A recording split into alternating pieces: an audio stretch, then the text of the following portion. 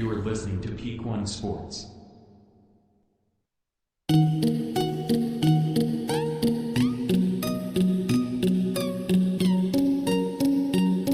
Thank you for listening to this edition of the Sports Page on the Peak One Sports Network. I am Ashton Nix, your host. Make sure to subscribe to the Peak One Sports YouTube page. Comment, hit that notification button so you get an alert every time an episode drops, whether that's an episode of the Sports Page or any other of our amazing shows here on the Peak One Sports Network. And listen to all of the Peak One Sports shows, however you listen to podcasts. Joining us today is a very special guest. He currently is the bullpen catcher for the Cleburne Railroaders. I'd like to introduce Nik Sanchez. What's going on, Nik? How's it going, man? Thank you for the opportunity. Yeah, absolutely. Thanks for carving out time in your busy schedule to be on this show. I know baseball is really weird with schedule with so many games just about every day. I know y'all are just in a series getting off the All-Star break right now, but I'm glad in between all kind of travel, games, everything, you were able to jump on with us. Yeah, it's a pleasure. Thank you. Before we get started, I just want to go ahead and give a shout out to our sponsors. This episode is brought to you by Betalytics. The Betalytics dashboards allows you to quickly identify the top graded best bets and hottest trends. Use promo code PEAK1 for 25% off when you sign up today. Go to betalytics.com to start betting smarter. Now, for some of our listeners who don't know, I know some of y'all follow me on social media and do know that I write for a local news source here called the Burleson Buzz, a local news website. And I was approached to do a player profile on Nik because he is a local resident here. He went to high school just right down the road for Burleson High School and now playing for the Cleburne Railroaders. Nik, what is it like playing professional baseball for basically a local sports team? I it's a blessing for sure. You know, I remember going to Railroader games when I was junior in high school, senior in high school, and the atmosphere there was awesome. Even when it was a brand new team, and even now with new ownership and new colors. I was watching Railroader games when they were orange and blue, and Yeah. Palmero was there. So it's really cool just to do the full circle. Like you said, being the local kid, and I remember taking all Johnson County pictures there when I was playing with the Elks, taking them right by the train out there in the front of the La Moderna field. So it's so cool just to be part of the community still, down the road now that I'm 24 years old. Yeah, that's great. I remember when they first came out. Yeah, before they changed. Now they're the I guess darker blue and red right now. But Yeah. yeah, they were orange, and I remember going to some of the games and seeing Rafael Palmeiro play, getting pictures with him. That was really cool. It was a lot smaller than I assumed he would be. Um, we're not going to get into that, why he might be smaller, bigger, anything like that. But you picture him being a lot bigger of a guy, and he may have been when he played with the Rangers. But yeah, it's fun because I played baseball in high school. I went to Joshua here, also just right in between Burleson and Cleburne. Never really good. I had no shot of college or anything like that, but it's cool when the Railroaders have Joshua night or Burleson High School night. Um, and that must be pretty cool being in the stadium when that's going on, when you have your alma mater there. Um, Burleson has played some playoff baseball games there as well. It's cool because a lot of times it's when you play in professional sports, you're going to a new city you've never been before, um, and it's interesting just 10 miles down the road from your from your high Yeah. school stadium, or how many ever miles it is, close to 10, that you're playing in a professional stadium. Um, I know too. After high school, you played at Cameron University up in Oklahoma. Yes. What was that like? Like, what was your decision making in that? Did you have options to go other places? my college, commitment's kind of interesting. So I played summer ball all through high school, and I mean, I had a stacked summer ball team going into my senior year. Um, guys from Grapevine, Southlake, a couple guys from uh, Burleson Centennial. And I remember late going to the summer, I was one of the only guys on that team not committed yet. Like I said, this team was pretty stacked. Our shortstop, Blaine Jones, starting shortstop for DBU for 5 years. So I was kind of in my own head. I was also one thing that I wish I wasn't was so strict minded. I told myself that I'm not going to settle for anything below Division two. And I went on some visits, ETBU. I got some calls from a couple small D1s, Alcorn, a couple of the SWAC schools, and ETBU at the time felt like the right decision for me, but financially it was tough, and they were making a big change in their program at the time. They had a new athletic director. I thought it was going to be it was at the time it was a place, and then I made a recruiting video, and I remember going into that facility, into that whatever, making the video and kind of looking around, and I was like, I'm gonna treat this like I'm the best player here, whether there's Division One guys here that are trying to make a video, it doesn't matter. Like, I'm gonna go into this workout and act like I'm a Major League Baseball player. And so that mindset for the video really helped. And with that being said, I sent it to every school in Texas and over 300 schools outside of Texas, JUCO, D1, D2. And again, went to some workouts, went to some JUCO visits. And for me, at the time, JUCO wasn't an option for me.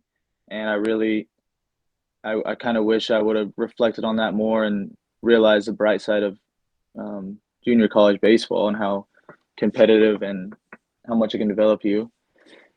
Yeah, but with that being said, that video was sent to Cameron University, and within a week they called me. I got up there for a visit. I remember I missed a varsity football practice to go to my Cameron visit, and that visit led me to sit that Friday night game, and yeah, it was kind of weird how, I mean, thinking about it now, football was taken really serious, and I'm glad I committed because it ended up, losing me a start that day. But yeah, I committed to Cameron after my visit. The offer was too good to be true, and at the time, I thought I was accomplished. I got the Division two offer, got the visit, and within a year, I committed going in, like I said, the football season of 16, so my senior year, fall, and I was all on board for sure. Yeah, what a weird bittersweet moment that was. You're sitting for the football game, and you're supposed to, be in trouble per se, being punished, and you're probably just excited because you're going to play college baseball. Yeah. And kind of weird that your coach would still, you think he'd be a little more understanding there, but yeah, it all worked out. That's great. And yeah, it's a weird, stressful time, especially when you're have all these opportunities and different options, and you're thinking, man, I don't want to make the wrong decision, not only for my baseball career, but just for my life in general. And I know my nephew's kind of going through that. He's about to start his junior year, and college baseball is in the cards possibly. Um, and that's just a weird time because it doesn't seem, after the fact, when you look back, it doesn't seem like it's obviously a huge decision, but you could have easily picked somewhere else. And that could have completely changed the trajectory of your life. And you have no clue. But obviously it's working out now. You're playing professional baseball. How did you get involved with the Cleburne Railroaders? So after my 2021 Cameron season, so my junior year, I guess COVID junior year, it was like our last week of school, and I knew, I mean, for the time I was at Cameron, our records towards the end of the year weren't so hot, and so I knew we weren't going to make the tournament, and I knew when I was going to be home.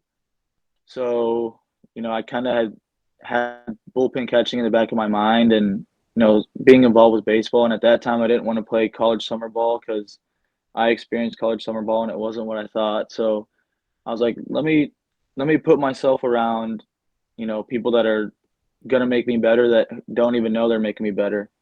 And it's funny, after this was a season, I think 2021.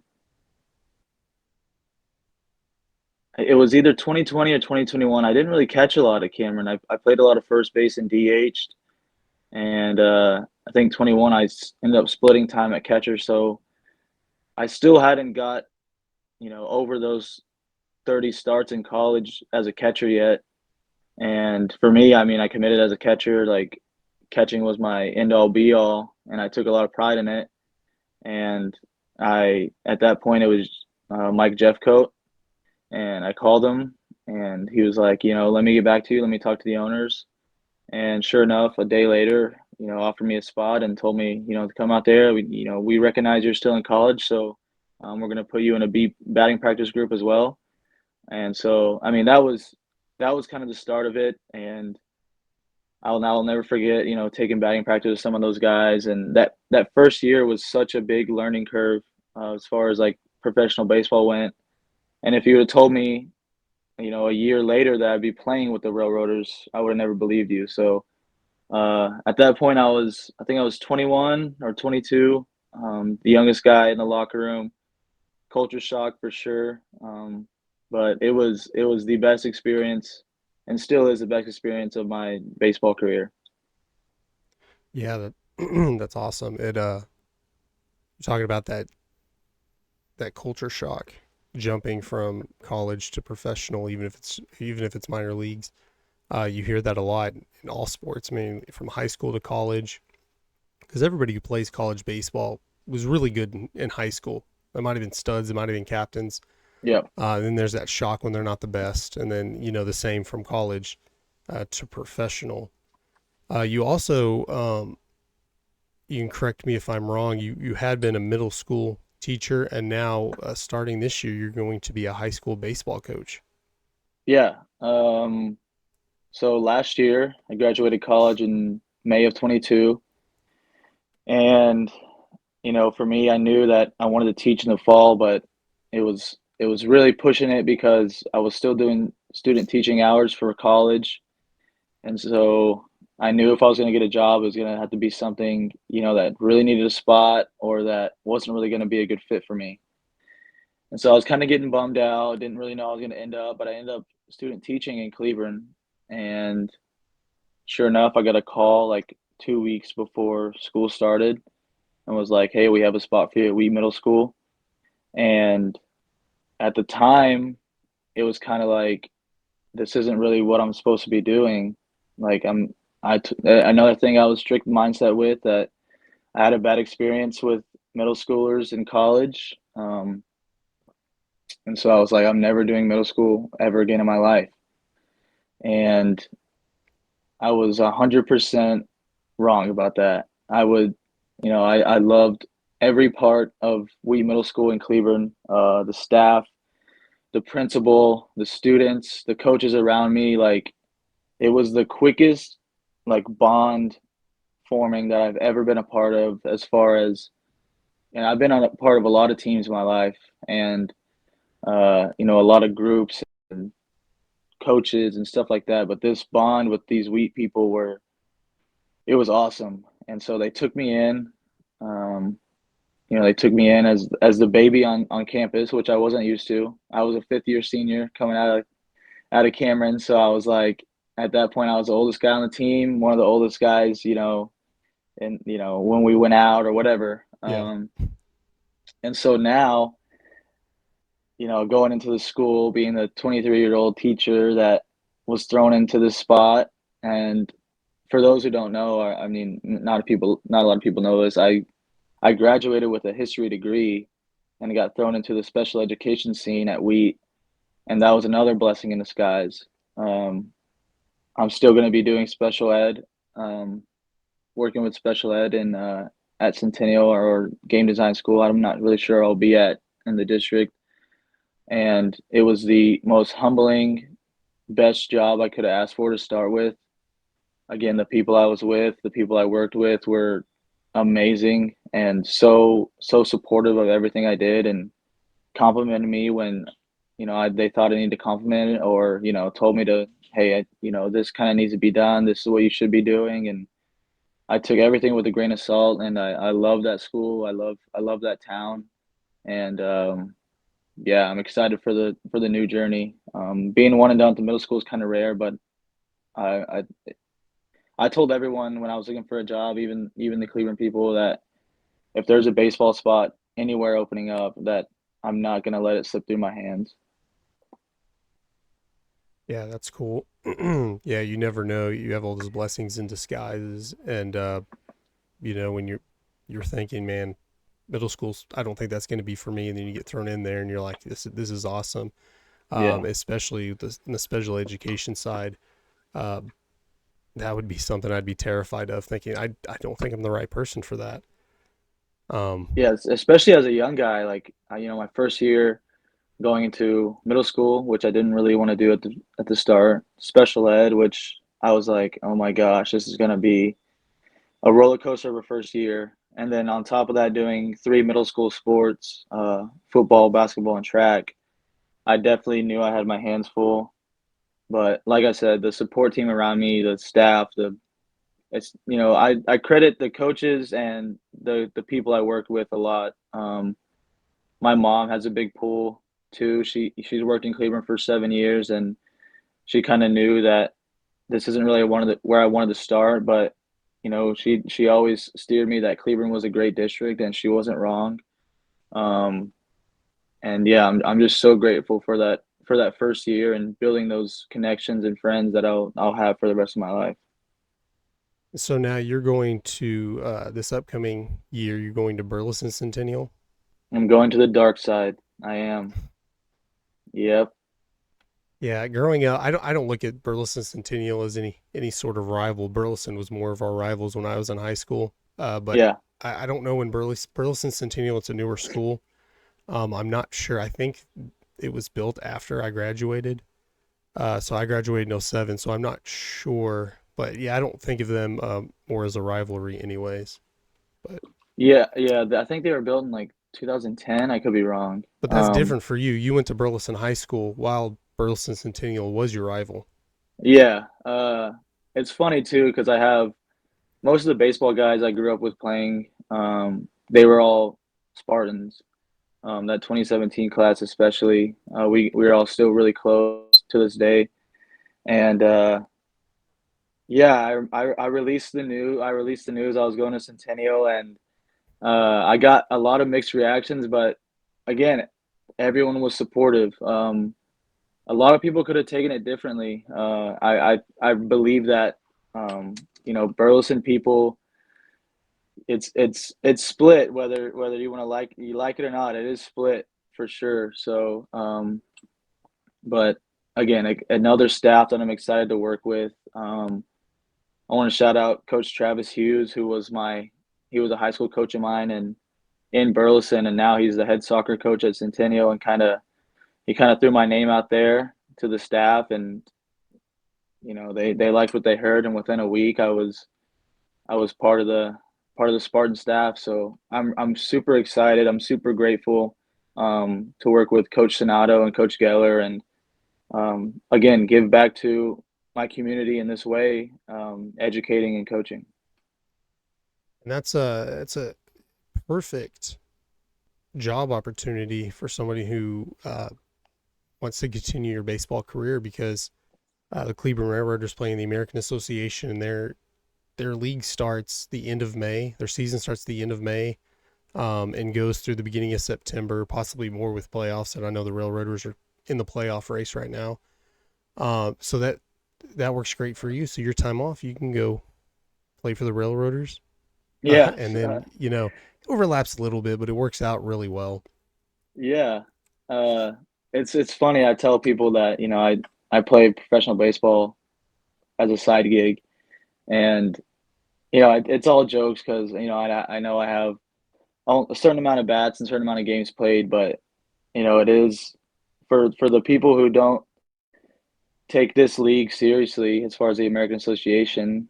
You've been to plenty of games, seen plenty of, you kind of know where I'm coming from. Yeah. There's athletes out there that 100% I believe could play at the next level, whether it's double A, high A, triple A, you name it, MLB even.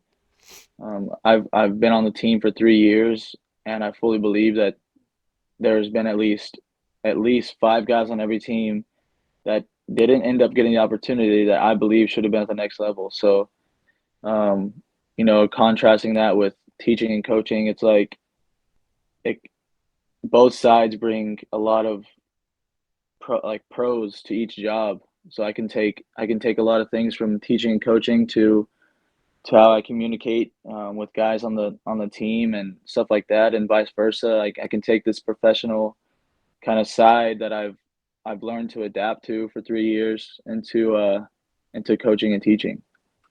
Yeah, I definitely have a respect for minor league sports because obviously I follow minor league sports. I've been doing something in broadcasting or writing for at least a decade now, and somehow got stringed together calling minor league soccer games, knowing Oh nothing about wow. soccer. And yeah, that was intense.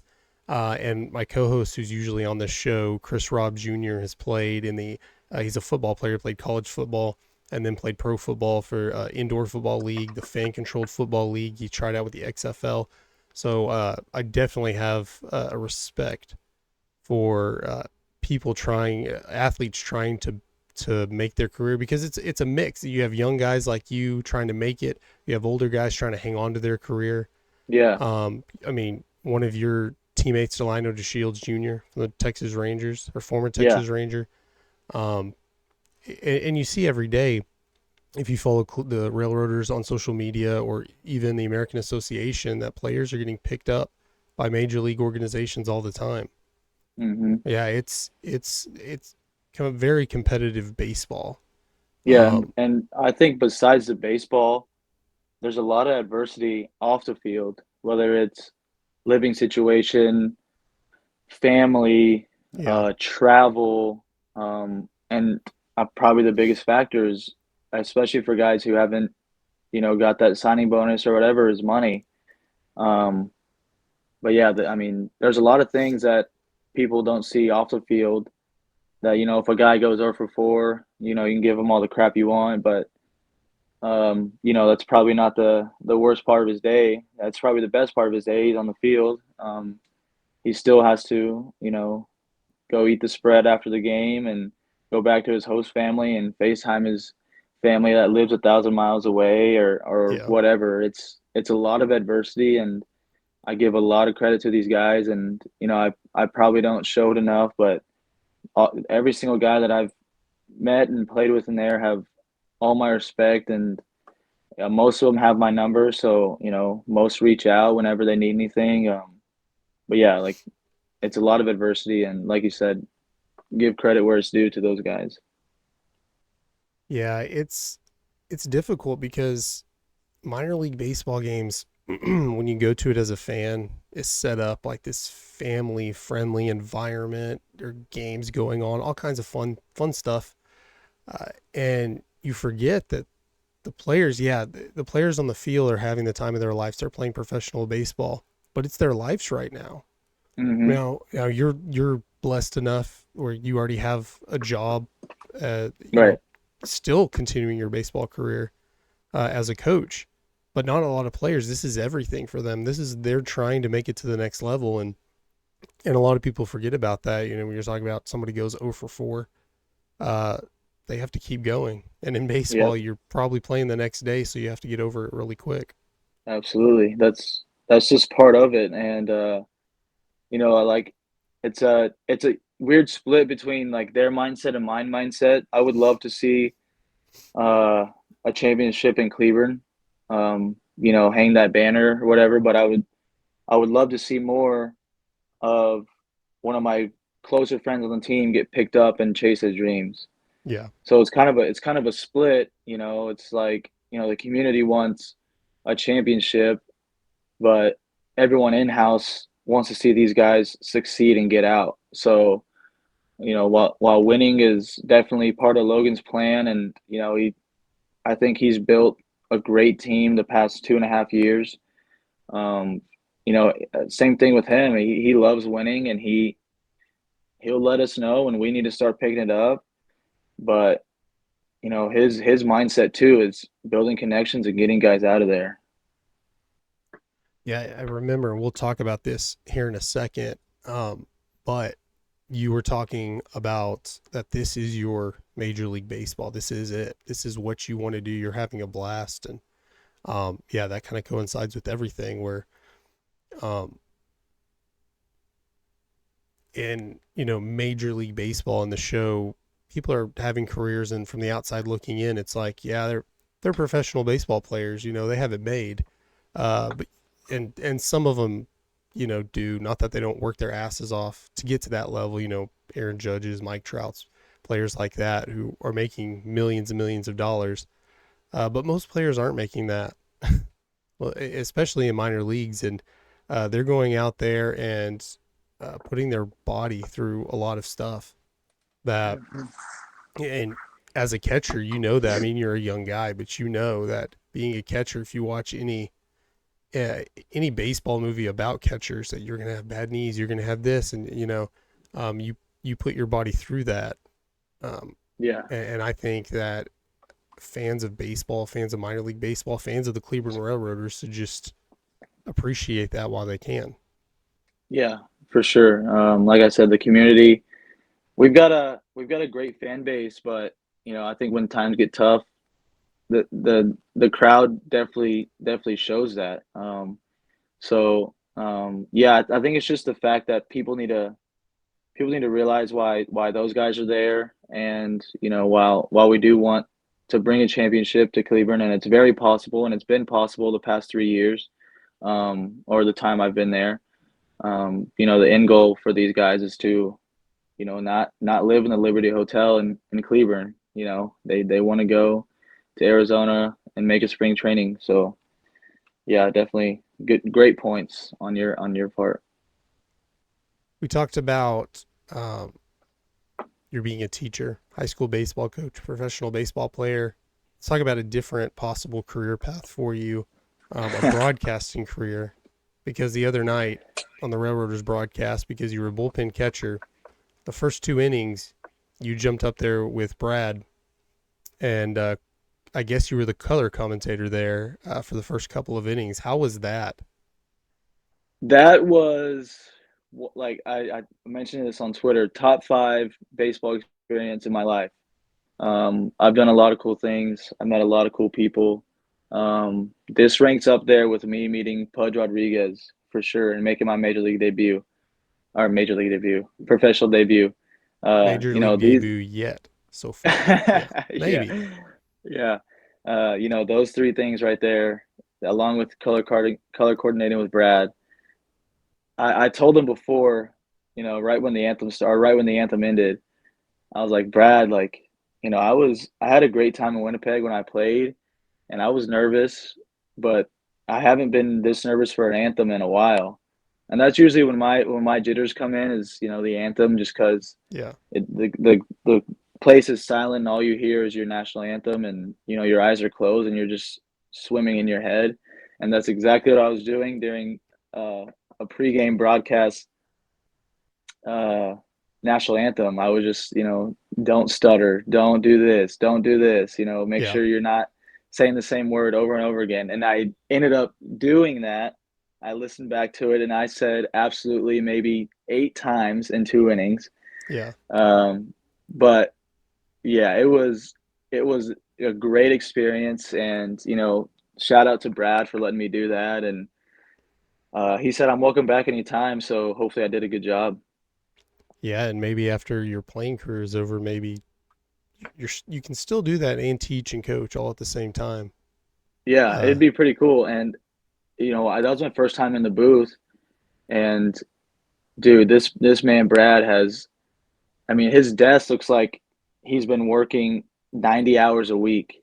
I Yeah. mean, it's like there's papers on the windows, there's papers on his desk. He's got his phone set up, he's got his laptop pulled up, he's got his pin out, charting the game and circling things and having all these stats. It's like another behind the scenes thing that you don't see, and he's putting in the work and he does a great job. And me and him have talked too, like getting the opportunity to see these guys and win and be around these guys so much. It's very humbling for both of us.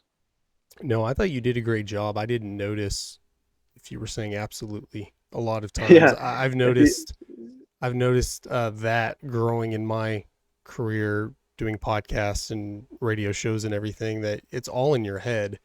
The more you think about it, yeah, you're going to stutter more. You're going to do this and that. I did Toastmasters for a little while, and I noticed, man, I say and ah a lot. But most of the time, nobody really even notices it that much as long as you just keep going and do your best. And baseball is a really, really difficult sport to be a commentator for. yeah, I know I have experience doing high school football commentating, and I mentioned the minor league soccer. I could imagine baseball. You have to do that much work because obviously there are games every day. There's stats, the ridiculous amount of stats that you keep up with, and then obviously the knowledge of baseball. You did great. You have a great knowledge of baseball. It seems like, and obviously thank you, you have the knowledge of the team as well. You were able to fit in there, but I thought you did a great job. thank you. Yeah, and one thing that kind of threw me off that I didn't really take into consideration, along with my start in Canada, was the pitch clock. And so Yeah, you're trying to spit off all these words, and it's foul ball after foul ball, ground out, one out, next guy up within 15 seconds, and you're trying to get out all these points. And yeah, like I said, it was something I didn't really think about in Canada too much when I played.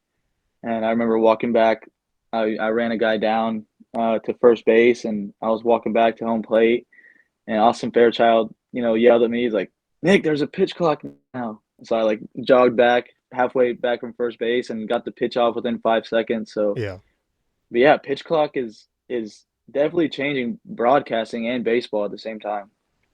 yeah. I noticed again going to the difficulty of being a play-by-play commentary in baseball, especially if it's on whatever technical term you want to say radio. If it's audio only, you're having to paint a picture for uh, for the listeners, and Brad does a great job of that, and a lot of professional sports broadcasters have done a good job where they'll be telling a story, stop, not even miss a beat, foul ball, like you said, Yeah, foul ball, whatever, 0-2 count, call. I'm not obviously not a baseball commentator, but say whatever, call the play, go right back to yeah, telling the story and keep going in and out, because that's what I enjoy, listening to the Texas Rangers broadcast with Eric Nadel. yes, Obviously this year hasn't been doing it, but he does a really good job of that, and you want to hear those stories. You want to, I mean, lots of times, uh, especially during blowouts and slow times of the game, it can get boring for some people, and it's good to hear a lot of those stories and a lot of the behind the scenes type of stuff. yeah, for sure. Um, I Before we leave, I want to ask you this question. I used to cover the Fort Worth Railroaders back in the or the Fort Worth Cats back in the day, when they were a minor league team, Yes, and I did. get me on this topic. If we're going to Fort Worth Cats, get me on this topic. Let's hear it. Yeah, let's bring the Cats back. I mean, it's a shame what they let happen to LaGray Field right now. But no, we're not. I can bring you on another podcast and talk about that. That'd be. I was all into the Fort Worth Cats back in the day. I had an online radio, a sports radio show, and I got to interview a lot of the players back in 2007, 2008, around when they had won a championship or two. Yeah. Um, and this question stuck every time. It always had a good answer. So I'll ask you, whether professional, high school, even little league, whatever level, what's the best piece of advice a coach has ever given you? Oh wow. Best piece of advice. Whether it has to do with baseball, whether it's funny, serious, whether it's about life. I can't put a coach on it, on who told me this. It might have been 12U coach Frank Quintero, who I still keep in contact with, who is a great coach, great person. Control what you can control. And those couple words, there's at least 4 times a week where I either say it out loud as a joking thing, where guys are talking about an umpire, after the game, and I'm just like, hey, control what you control, man. Like, it's part of it.